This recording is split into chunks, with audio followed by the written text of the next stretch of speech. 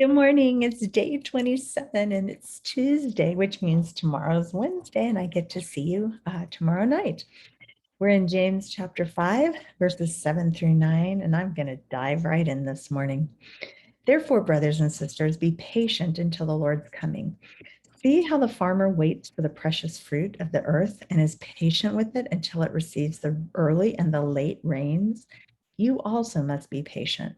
Strengthen your hearts because the Lord's coming is near. Brothers and sisters, do not complain about one another so that you will not be judged. Look, the judge stands at the door.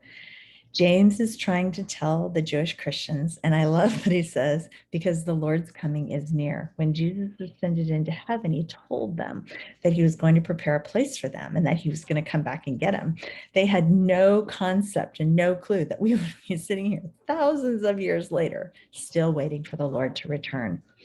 That's not the focus that I think James really, really wants us to get out of the scriptures today. I think he wants us to be a long-suffering person. What does long-suffering mean?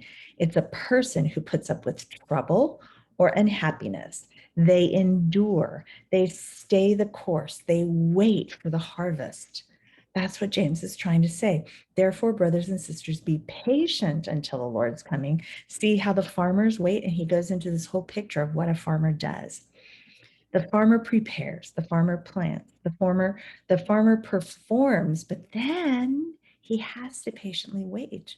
After he's performed all of the tasks of planting and preparing and planting the seeds, he has to patiently wait.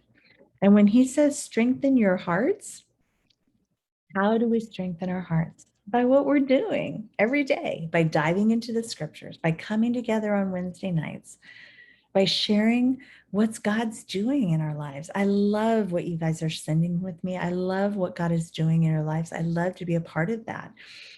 We can't wait to point out the faults of others. That's what he's saying. When he gets down to the end of this, he says, brothers and sisters, do not complain about one another so that you will not be judged.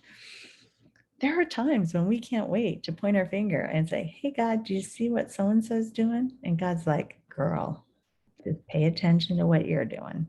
I'll take care of so-and-so. The next time you want to tattle on someone to God, I tattle all the time. I tattle all the time. God, well, I don't all the time. That's kind of an exaggeration. But there are times where I go say to God, really, God, this is my life. When you see what this, and God's like, girl, live your life. I'll take care of that. That has nothing to do with you. So the next time you want to tattle on someone to God, think about what James says here. Do not complain about one another so that you will not be judged. And he says, look, the judge is at the door.